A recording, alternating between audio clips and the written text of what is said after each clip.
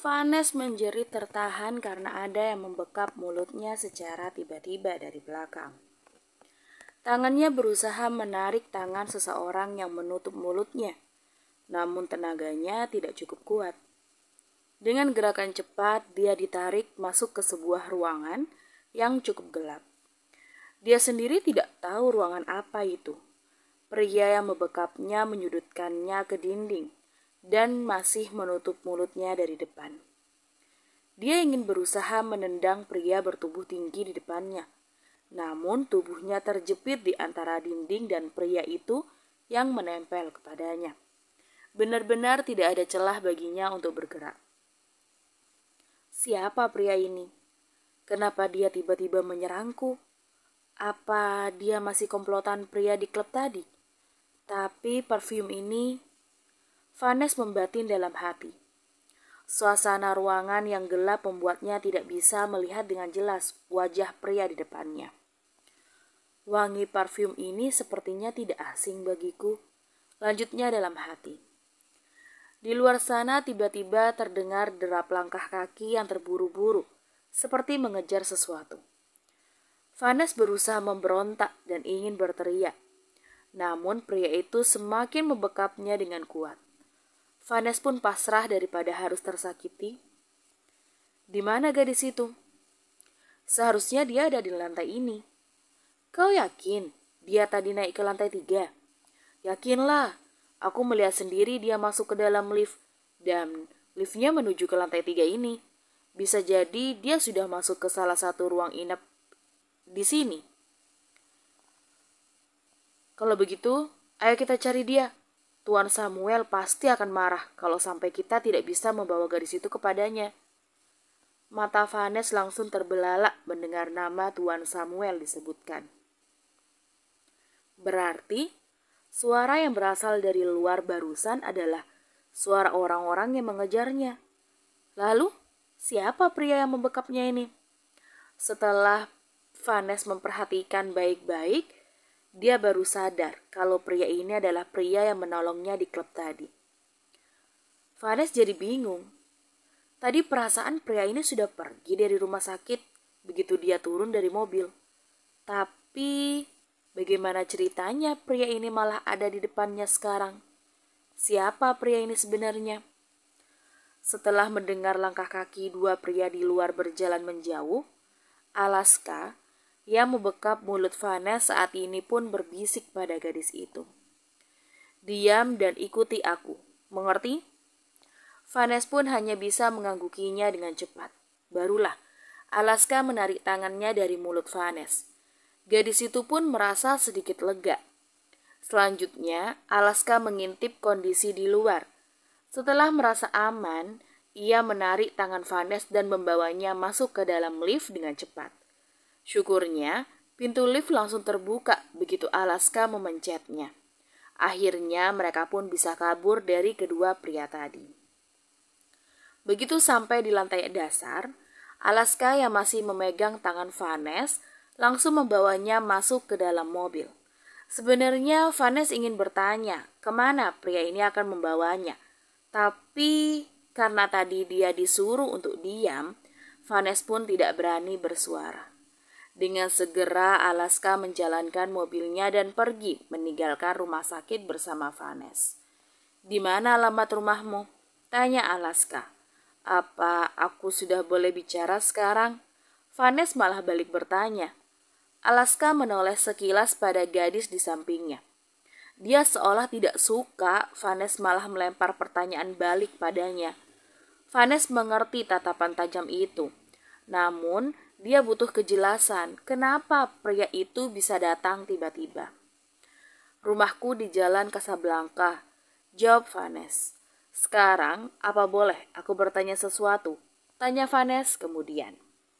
Alaska tidak berniat menjawab pertanyaan gadis itu. Dia hanya fokus mengendarai mobil agar bisa segera sampai ke tujuan. Seharusnya dia tidak terlibat cukup jauh dengan urusan gadis ini. Kalau bukan karena kasihan, dia mungkin tidak akan dua kali menyelamatkannya. Vanes menghembuskan nafas dengan kasar, melihat tingkah acuh pria yang menolongnya ini. Memang sih dia sudah menolong Vanes 2 kali. Tapi Vanes kesal padanya yang tidak mau bicara apa-apa. Apa dia benar-benar sedang sariawan? Karena tidak ada jawaban sama sekali dari Alaska, Vanes pun menyandarkan punggungnya sambil membuang wajah ke arah jendela mobil di sampingnya. Percuma aja mengajak pria ini bicara, pikirnya. Malang sekali nasibku ini. Niat ingin bekerja untuk mendapatkan tambahan uang, malah dapat masalah. Ya Tuhan, semoga aku kuat dengan semua ujian ini. Aku harus segera mendapatkan uang untuk biaya operasi ayahku. Aku jadi kangen ayahku. Padahal kan tadi niatnya aku mau menjenguk ayahku. Semua jadi kacau gara-gara pria bernama Samuel itu. Ini juga gara-gara si Dimas sialan itu. Aku harus buat perhitungan padanya. Tega sekali dia pada teman sendiri. Tak sadar mobil Alaska pun sudah tiba di dekat perumahan tempat Vanes tinggal. Vanes menunjukkan belokan mana yang harus diambil untuk sampai menuju rumahnya. Namun, masih jarak beberapa rumah sebelum sampai di rumahnya, Vanes melihat ada beberapa orang yang berdiri di depan pagar rumahnya. "Tuan, stop. Pinta Vanes, itu rumahku. Di sana yang ada banyak pria berdiri di depannya," tunjuk Vanes. Dia memperhatikan baik-baik. Salah satu pria yang berdiri di depan pagar rumahnya adalah Dimas, teman satu kampusnya sendiri. Tapi, kenapa mereka tiba-tiba ada di sana? Dan siapa ketiga pria yang lainnya? "Kau tidak bisa pulang ke rumahmu. Mereka sedang mencarimu," ucap Alaska.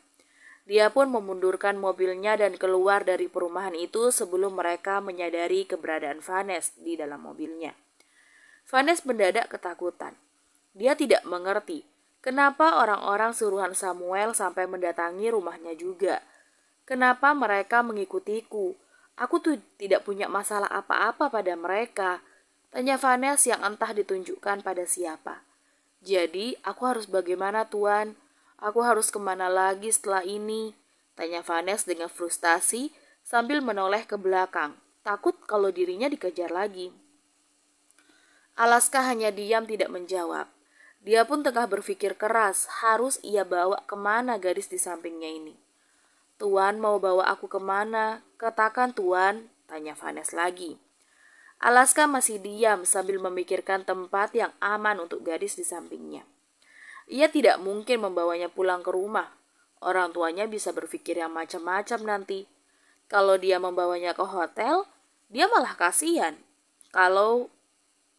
Jika gadis ini bisa dilacak oleh para pria tadi. Dan akhirnya gadis ini berhasil ditangkap. Sia-sia aja dong apa yang sudah dia lakukan dari tadi.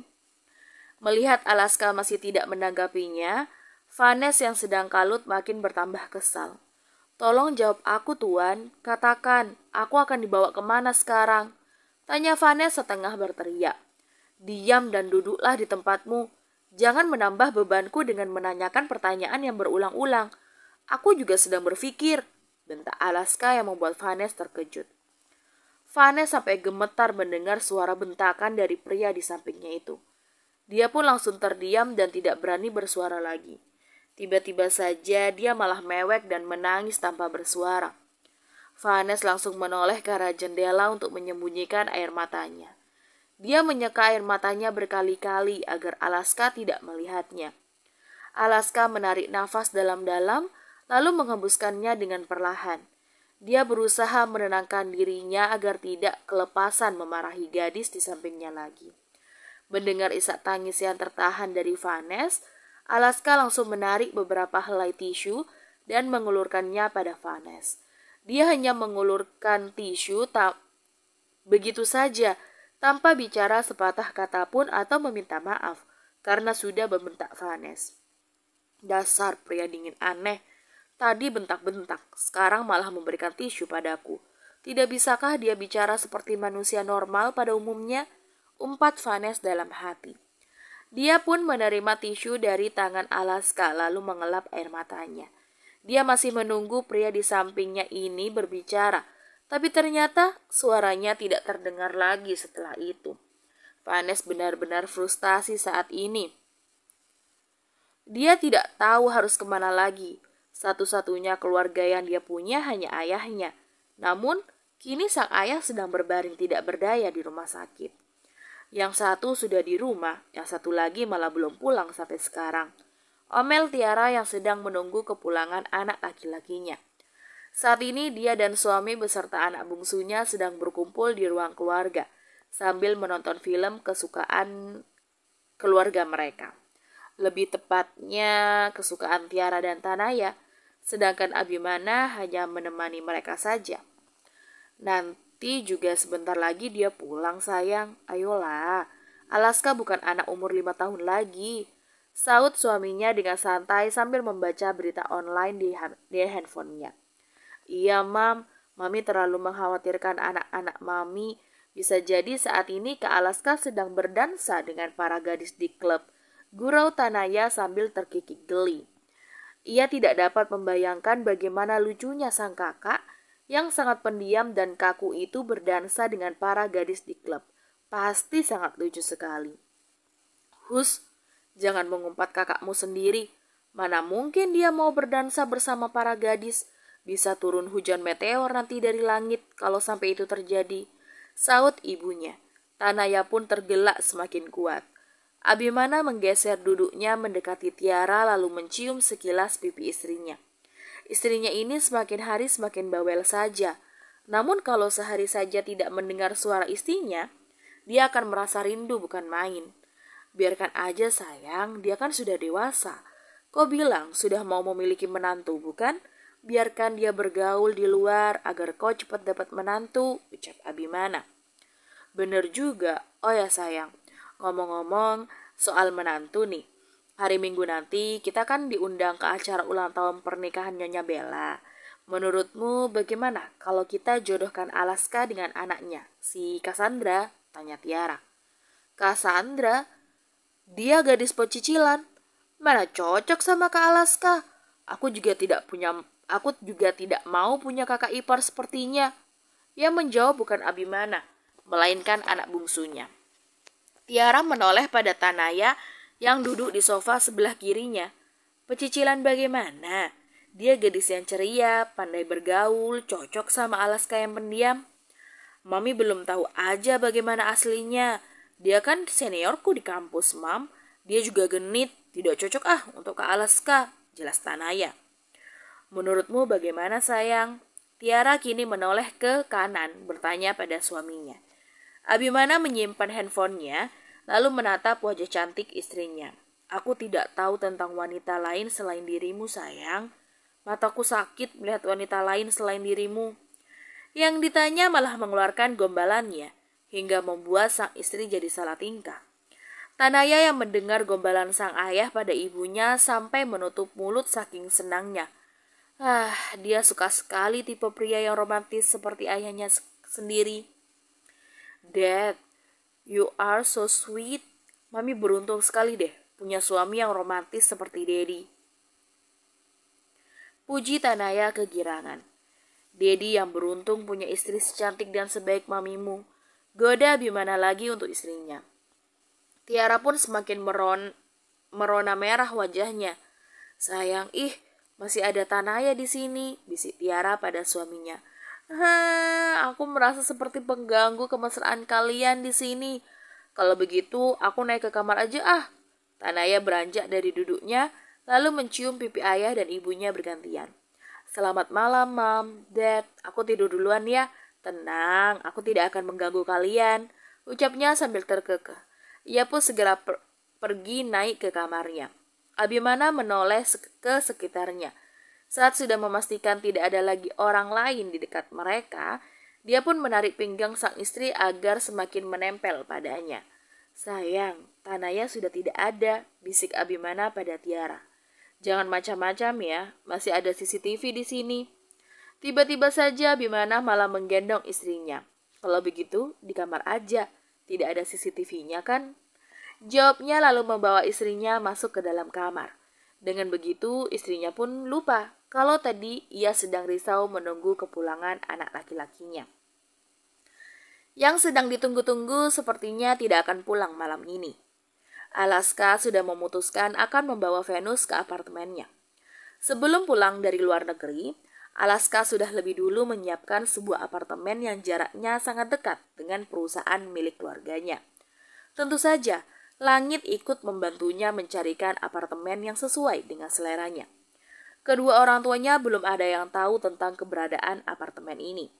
Dia memang mempunyai rencana untuk pindah ke apartemen itu jika dirinya sudah mulai sibuk menggantikan sang ayah mengurus perusahaan keluarga mereka. Dia sendiri bahkan tidak menyangka akan menempati apartemen itu secepat ini. Syukurnya, semua keperluan di apartemen sudah disiapkan dengan baik oleh Langit, sehingga apartemen tersebut telah siap untuk ditempati kapan saja. Setelah dibentak oleh Alaska tadi, Vanes tidak berani membantah. Dia hanya mengikuti kemanapun pria dingin itu membawanya. Masuklah, tempat ini aman untukmu, ucap Alaska setelah membukakan pintu apartemen untuk Vanes. Dengan ragu-ragu, Vanes pun melangkahkan kakinya untuk masuk ke dalam apartemen itu. Apartemennya sangat luas untuk ditempati seorang diri. Semakin terlihat luas dengan jendela apartemen yang menjulang tinggi, dari jendela itu mereka bisa melihat dengan jelas pemandangan kota di luar sana. Perabotan di sana masih terlihat mengkilap dan sangat baru. Mungkin ini tempat tinggal pria dingin itu, pikir Vanes. Suasananya begitu tenang dan sepi. Sesuai sekali dengan kepribadian Alaska yang pendiam dan tidak menyukai kebisingan. Vanes hanya berdiri tegak di tempatnya. Alaska bahkan tidak mempersilahkannya untuk duduk. Dia pun sungkan mau duduk sembarangan.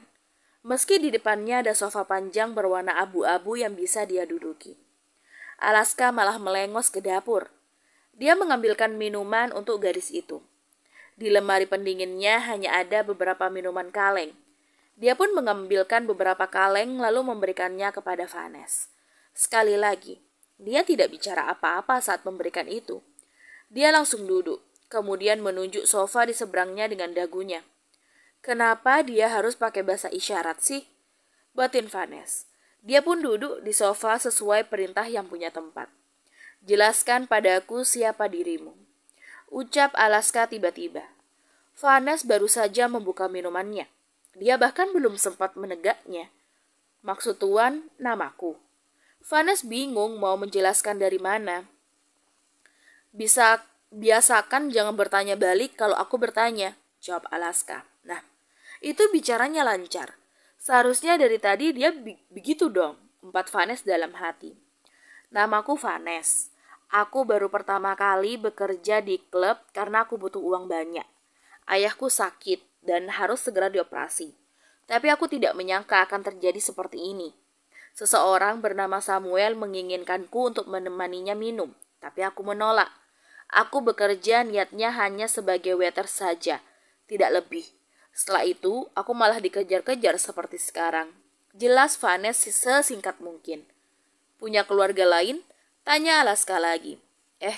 Dia bersuara lagi. Sebuah keajaiban. Sempat-sempatnya Vanes mengumpat pria di depannya dalam hati. Vanes menggelengkan kepalanya. Aku hanya tinggal berdua dengan ayahku. Ibuku sudah lama meninggal, kakek nenekku juga. Kalau paman dan bibi, aku tidak tahu, tidak pernah bertemu, jawabnya dengan jujur. Alaska menyandarkan punggungnya pada sandaran sofa. Dapat disimpulkan gadis ini hanya sebatang kara saat ini. Dia memperhatikan Vanes secara seksama. Gadis itu rasanya seumuran dengan adik kandungnya. Aku tidak mengenalmu. Kau bukan saudaraku. Kau bisa menginap di sini untuk malam ini aja, ucap Alaska terang-terangan. Ia tidak mau memberikan harapan lebih pada gadis ini. Kejam sekali kata-katanya. Memang sih apa yang dia ucapkan tuh benar, tapi kata-katanya terdengar menusuk ke ulu hati, umpat Vanes. Sekarang ikut aku. Aku akan menunjukkan di mana kamarmu malam ini. Alaska langsung bangkit dari duduknya, namun tiba-tiba suara Vanes menahannya. Tuan, boleh tidak makan dulu sebelum tidur? Aku lapar sekali. Aku belum makan apapun malam ini. Vanes langsung menunduk setelah mengatakan itu. Jujur, ia merasa sangat malu dan sangat tidak tahu diri. Tapi apa boleh buat, dia tidak akan bisa tidur dalam keadaan lapar. Baru saja Alaska hendak menjawab, tiba-tiba perutnya pun ikut keroncongan hingga menimbulkan suara yang cukup kuat. Dia juga belum sempat makan malam tadi di rumahnya. Vanes langsung mendongak menatap pria itu. Lalu kemudian dia pun tertawa. Tuan lapar juga ya? Jadi bagaimana? Kita bisa makan sekarang? Pintanya dengan mata berbinar. Alaska tidak bisa mengelak lagi. Dia pun mengambil handphonenya dan memesan makanan via online. Sebentar lagi makanannya datang, ucapnya lalu pergi masuk ke dalam kamar. Vanes ia tinggalkan sendirian di sofa depan. Di kamar, dia langsung menelpon seseorang. Sepertinya ada hal penting yang ingin ia bicarakan pada seseorang yang dihubunginya. Selamat malam Tuan Muda, sapa seseorang di seberang telepon. Aku ingin kau mencari tahu seseorang yang bernama Samuel di kota ini. Sepertinya dia orang yang cukup berpengaruh di sini. Aku tidak tahu dia dari kalangan pengusaha atau pejabat. Cari data-data tentangnya dan kirimkan padaku secepatnya. Tita Alaska pada pria itu. Baik Tuan, akan saya lakukan. Wah, mata Vanes langsung berbinar melihat banyaknya makanan yang ada di atas meja makan saat ini. Karena tidak tahu apa makanan yang disukai gadis itu, Alaska langsung membeli makanan dalam jumlah yang banyak. Vanes bisa memilih makanan mana yang dia mau. Tuan sedang berulang tahun, tanya Vanes berbahasa basi. Alaska duduk di seberangnya dan menunjuk makanan dengan dagunya. Makan, suruhnya. Oh, oke, baiklah.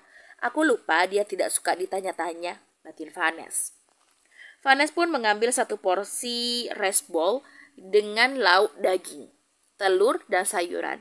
Karena perutnya memang sudah sangat lapar, dia pun segera menyantap makanan di depannya. Enak Tuan, seru Vanes kegirangan dengan mulut yang penuh. Alaska sampai menaikkan satu alisnya melihat cara Vanes makan. Memangnya sudah berapa lama gadis ini tidak makan? Dia makan dengan begitu lahap. Berbeda dengan Alaska yang santai dan menyantap makan malamnya dengan penuh manner. Setelah menghabiskan satu porsi rice bowl, Vanessa masih merasa kurang. Dia melirik pada bungkusan berisi mie yang sepertinya sangat enak. Namun dia sungkan untuk memintanya.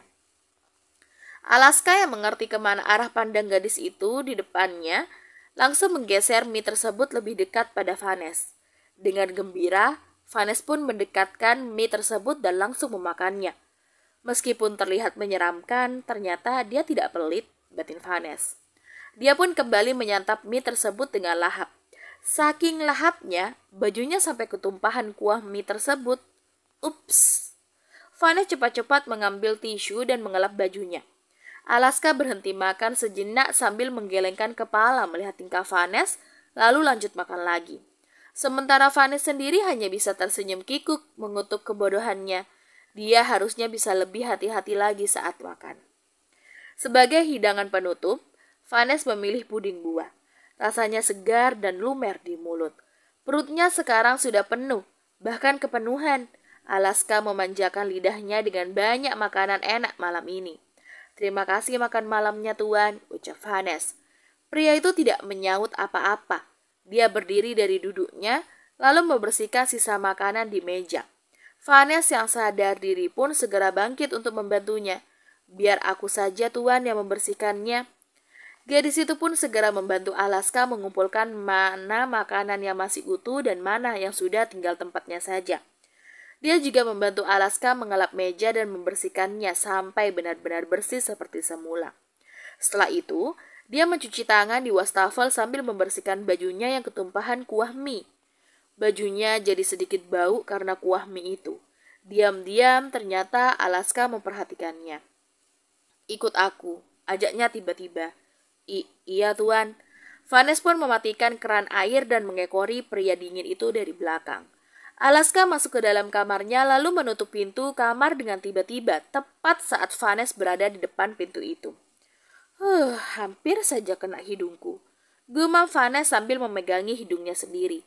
Dia yang menyuruhku ikut, tapi dia juga yang tiba-tiba menutup pintu ini. Pria aneh, empatnya lagi. Tak lama pintu pun dibuka dari dalam. Alaska langsung melemparkan kemejanya yang berwarna putih pada gadis itu. Kemeja tersebut jatuh tepat mengenai wajah Vanes. "Ini apa, Tuan?" Vanes mengambil kemeja itu lalu melihatnya dengan seksama. "Kemeja? Untuk saya pakai?"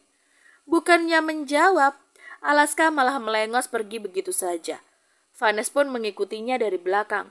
Rupanya, dia hendak membukakan pintu kamar tamu untuk gadis itu. "Kau bisa istirahat di sini malam ini. Besok pagi kau harus sudah angkat kaki," ucapnya secara belak-belakan. "Baik, Tuan, aku mengerti," jawab Vanes sambil menunduk dalam-dalam. Mau tersinggung, tapi yang diucapkan Alaska memang benar. Tidak mungkin ia menginap lebih lama lagi di sana. Alaska pun berbalik hendak masuk ke kamarnya. Namun suara Vanes menghentikannya. "Tuan, tunggu. Apa aku boleh menggunakan kamar mandi di dalamnya?" "Izin, Vanes." Alaska pun hanya mengangguk lalu benar-benar pergi meninggalkannya. "Terima kasih, Tuan," ucap Vanes setengah berteriak, karena Alaska sudah menjauh darinya. Setelah itu, ia pun masuk ke dalam kamar. Sebelum tidur, dia mandi terlebih dahulu untuk menghilangkan gerah dan bau asap rokok yang menempel di tubuhnya, karena habis dari klub malam tadi. Sebagai pakaian ganti, Vanes memakai kemeja yang diberikan oleh Alaska tadi. Vanes tersenyum sendiri jika mengingat perlakuan pria itu kepadanya. Meski terkesan cuek, namun sebenarnya dia sangat perhatian. Di atas tempat tidurnya yang sangat luas dan empuk, Vanes merebahkan tubuhnya. Hari ini terasa begitu berat baginya. Kalau sudah ingin tidur begini, dia akan mulai mengingat akan kondisi ayahnya. Mobilnya juga belum laku. Ia juga belum mendapatkan tambahan uang lagi. Dia jadi rindu pada sosok ayahnya. Biasanya, kalau sedang ada masalah, maka dia akan menceritakan semuanya kepada sang ayah. Namun sekarang, dia harus menyelesaikan semua masalahnya sendiri. Dia dituntut untuk bisa lebih kuat saat ini. "Ayah, jangan khawatir. Aku yakin aku pasti kuat, Ayah. Aku akan mendapatkan uang untuk biaya operasi ayah. Secepat mungkin aku akan mendapatkannya," ucap Vanes sebelum akhirnya menutup matanya. Pagi ini sekitar jam 6 pagi, langit terlihat mendatangi rumah tetangganya. Siapa lagi kalau bukan rumah keluarga Williams? Ia membawa sekotak roti buatan neneknya untuk keluarga Williams. Ketika datang ke sana, dia bertemu dengan Tiara yang baru saja turun dari kamarnya. "Selamat pagi, Mami Tia," sapa Langit dengan ramah. Sifat ramah Langit ini menurun dari sang ibu, Anna. Dia tidak sedingin dan pendiam Alaska. "Pagi, Langit, kebetulan kau datang. Mami mau tanya, apa Alaska ada bermalam di tempatmu malam tadi?" tanya Tiara. Pagi-pagi sekali ternyata dia sudah memeriksa kamar anaknya itu. Tapi Alaska tidak ada di sana. Dia juga sudah bertanya kepada para pekerja rumahnya. Tapi mereka memang tidak melihat Alaska pulang ke rumah tadi malam. "Tidak, Mam. Kak Alaska tidak datang ke tempatku tadi malam," jawab Langit. "Memangnya dia tidak di sini?" "Tadi malam itu dia pergi menjemput Tanaya di klub. Ternyata Tanaya bukannya di klub, malah ketiduran di bathtub kamar mandinya. Aneh-aneh aja memang anak itu. Setelah pergi menjemput adiknya, sekarang malah dia yang tidak pulang," jelas Tiara. Wajahnya tampak risau karena anak laki-lakinya belum pulang. "Kak Alaska pergi ke klub. Wah, jangan-jangan Kak Alaska mabuk dan lupa jalan pulang," ucap Langit sembarangan. "Tidak mungkin Alaska minum alkohol. Dia tidak pernah meminumnya," sanggah Tiara. "Justru karena tidak pernah minum itu, makanya dia bisa mabuk saat meminumnya, Mam," imbul Langit. Tiara jadi pusing rasanya membayangkan anak laki-lakinya itu mabuk. Kalau dia mabuk, lalu di mana dia sekarang? Ada apa ini? Abimana yang baru selesai berolahraga di ruang gymnya turun dengan memakai kaos ketat berwarna putih dan juga celana training abu-abu. Pria parubaya itu tampak semakin berotot meski usianya sudah tidak muda lagi. Dengan keringat di kening dan bajunya yang sedikit basah, membuat dirinya tampak semakin jantan dan mempesona. "Wah, Dedi baru habis nge-gym ya?" Langit menatap kagum pada pria yang sudah dianggap seperti ayahnya sendiri. "Ini, Dad, Mami sedang mengkhawatirkan Kak Alaska yang tidak pulang tadi malam." Sayang, kan aku sudah bilang, Alaska itu sudah dewasa, ucap Abimana menenangkan istrinya. Meski sudah dewasa, dia tetap anak kita, sayang. Kalau dia kenapa-napa di luar, bagaimana? Aku menelponnya tapi tidak diangkat, keluh Tiara. Nanti aku akan suruh anak buahku mencarinya. Tidak perlu khawatir, bujuk Abimana. Apa mungkin Kak Alaska menginap di apartemennya ya? Tanya Langit tiba-tiba begitu. Apartemen? Ulang Abimana penuh selidik. Pasalnya, dia tidak pernah tahu tentang apartemen milik anak pertamanya itu. Belum tahu. Kak Alaska ada membeli apartemen sebelum pulang dari luar negeri. Aku yang mengurus pembeliannya, jawab Langit. Dia membeli apartemen diam-diam. Apa rumah ini kurang besar sampai dia ingin hidup sendiri? Ini tidak bisa dibiarkan. Kita harus memeriksanya ke sana, omel Tiara. Sudah bertahun-tahun dia menunggu anak laki-lakinya itu pulang dari luar negeri.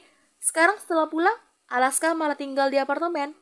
Tiara tampak kesal pada Alaska saat itu. Di mana apartemennya? Tanya Abimana.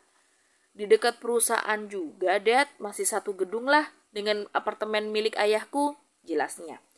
Abimana menghela nafas berat. Entah kenapa firasatnya tidak enak saat ini. Alaska tidak mungkin tiba-tiba menginap di sana tanpa alasan. Ya udah, kita ke sana sekarang, ajak Abimana. Rotinya, Mam. Langit mengangkat roti di tangannya.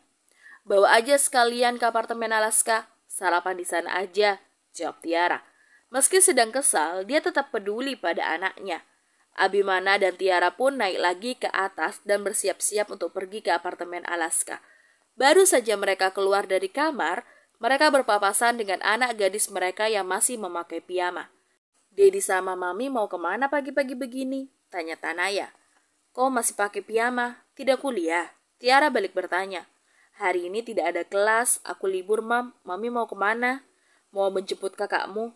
Dia rupanya sudah beli apartemen diam-diam. Benarkah? Aku ikut ya ke tempat kakak, Mam. Tidak boleh, mandi dulu sana, tolak Tiara. Dad, rengek Tanaya. Ya udah, ayo ikut, ajak ayahnya yang membuat Tanaya bersorak senang. Alhasil, mereka berempat pergi ke apartemen untuk mencari tahu apakah benar Alaska menginap di apartemennya atau tidak. Di sepanjang jalan, Langit mengutuk dirinya sendiri dalam hati. Dia takut akan dimarahi oleh Alaska karena membongkar rahasianya sebelum dia sendiri yang menyampaikan kepada kedua orang tuanya. Sementara Alaska sendiri pagi ini sudah lebih dulu bangun sebelum Vanes. Dia berolahraga sejenak di ruang gym yang ada di dalam apartemennya. Wajar kalau dia memiliki tubuh yang bagus karena dia sama seperti sang ayah yang suka berolahraga setiap pagi. Setelah itu, dia pun pergi ke dapur untuk minum dan menghangatkan makanan tadi malam untuk dijadikan sarapan. Dia melakukan semuanya sendiri karena dia sudah terbiasa hidup mandiri saat kuliah dulu. Di kamar, Vanes baru terlihat menggeliatkan tubuhnya dan meregangkan otot-ototnya. Dia baru bangun setelah tidur yang cukup nyenyak. Tenggorokannya tiba-tiba terasa kering. Dia pun keluar dari kamar untuk mengambil minum di dapur. Begitu dia keluar dari kamar, dia tidak menyangka kalau pintu apartemen tiba-tiba dibuka dari luar. Ya, keluarga Alaska ternyata telah sampai di sana. Mereka membuka pintu apartemen dengan bantuan Langit tentunya. Vanes langsung terkejut melihat keempat orang itu masuk ke dalam. Dia mengenali dua orang di antara mereka, yaitu Abimana Williams, seorang pengusaha terkenal di kota itu, dan Tiara, istrinya. Matanya pun langsung membelalak. Dia tidak mengerti mengapa mereka tiba-tiba ada di sana. Langit, kau tidak salah apartemen kan? Tanya Tiara pada Langit tanpa mengalihkan pandangannya dari Vanes. Tidak, Mam, jawab Langit dengan terbata. Dia pun kaget kenapa ada seorang gadis di apartemen Alaska. Tiara memperhatikan gadis di depannya dengan seksama. Ia langsung menutup mulut saat melihat kemeja yang dipakai oleh gadis itu ada ukiran huruf A di bagian sakunya. Itu adalah kemeja pemberiannya untuk Alaska. Lalu, kenapa gadis itu memakainya? Kau sudah bangun? Sebuah suara datang dari arah dapur mendekati mereka. Mereka sangat mengenali siapa pemilik suara itu. Alaska lalu berhenti melangkah saat menyadari keluarganya sudah berkumpul di sana. Kau menyimpan seorang gadis di apartemen? Tanya Tiara tanpa basa-basi sambil berkaca pinggang. Bersambung.